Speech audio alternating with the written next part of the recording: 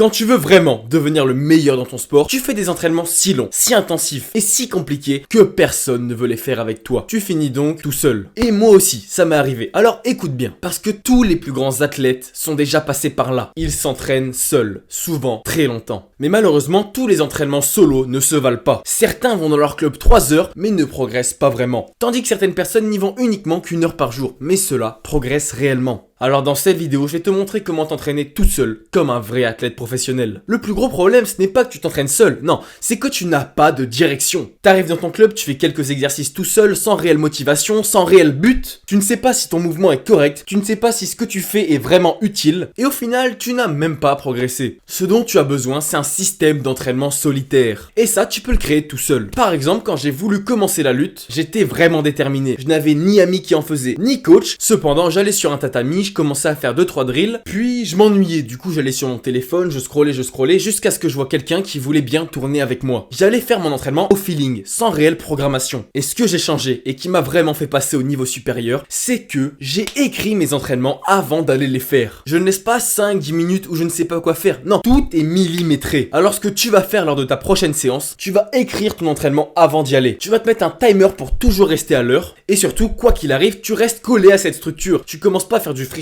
à faire 2-3 drills que tu as vu sur Instagram, parce que ça va simplement te retarder. Ok, maintenant que tu as une vraie structure, on va voir comment la rendre beaucoup plus réelle grâce à la fausse pression. Je suis sûr que ça t'est déjà arrivé. Quand tu t'entraînes tout seul, t'arrives à faire plein de skills, plein de trucs extraordinaires. Mais quand t'es vraiment confronté à des mecs, tu perds tout ton niveau. Et ça, c'est normal. Parce que quand tu fais les choses bien, il y a zéro enjeu. Sauf qu'en match, il y en aura toujours. Alors ce que tu peux faire, c'est ajouter du stress volontaire dans tes entraînements. Tu peux tout le temps te chronométrer pour être sous pression, et tu peux aussi t'infliger des punitions si tu fais n'importe quoi. Et je t'assure qu'avec ça, tu seras beaucoup plus à l'aise avec la pression, et donc tu pourras mieux performer tout le temps. Maintenant que tu sais gérer la pression, tu vas apprendre à ne plus jamais répéter tes erreurs. Encore une fois, quand je faisais de la lutte, je pensais que mes amenés au sol étaient carrés, mais un jour j'ai eu un doute. Du coup, j'ai posé mon téléphone et je me suis filmé. J'ai revu la vidéo et je me suis dit putain, c'est quoi cette merde? Et c'est là que j'ai compris que ce que je ressentais, c'était pas vraiment ce qui se passait dans la vraie vie. Alors ce que j'ai changé, c'est que dès que j'en avais l'occasion, je me filmais pour avoir un vrai feedback en temps réel. Voici la mission que j'ai pour toi. À chaque entraînement, tu te filmes et quand tu rentres chez toi, tu analyses chacun de tes mouvements pour comprendre ce qui te pêche. Et surtout, n'aie pas peur de te filmer, personne ne va te juger pour ça. Et on va passer à la dernière étape, ta flemme. Parce que ouais mec, il y a moyen que tu sois un véritable flemmard sans t'en rendre compte. Peut-être que tu as fait la même erreur que moi. J'entraînais uniquement ce que j'aimais. Dans mon entraînement athlétique, ce que je kiffe c'est sprinter, sauter et soulever lourd. Mais par contre, faire de l'endurance, je déteste. Alors tout ce qui était endurance, je le mettais à la poubelle. Et ça m'est retombé dessus fois 1000. Pendant mes matchs, je n'arrivais pas du tout à bien performer parce que je n'étais pas endurant. Alors j'ai décidé de vraiment travailler mon endurance. Et pour ne pas avoir la flemme ou le repousser à plus tard, c'était la première chose que je faisais chaque semaine. C'est le principe de Eat the Frog. Tu dois faire la chose que tu détestes en premier pour ensuite être tranquille. Comme ça, tu termines avec ce que tu kiffes et t'es sûr de ne pas le skip. Voilà, n'oublie pas que c'est vraiment possible de performer tout seul. Seulement, tu dois avoir un cadre et respecter quelques règles. Si t'as aimé la valeur que je t'ai apportée et que tu en veux plus, tu peux t'abonner et tu peux aussi me donner des idées de vidéos en commentaire. Et si tu veux dominer ton sport en fonction de tes contraintes, ton matériel, le temps que tu as, je peux te créer un programme 100% personnalisé. Le lien est en description.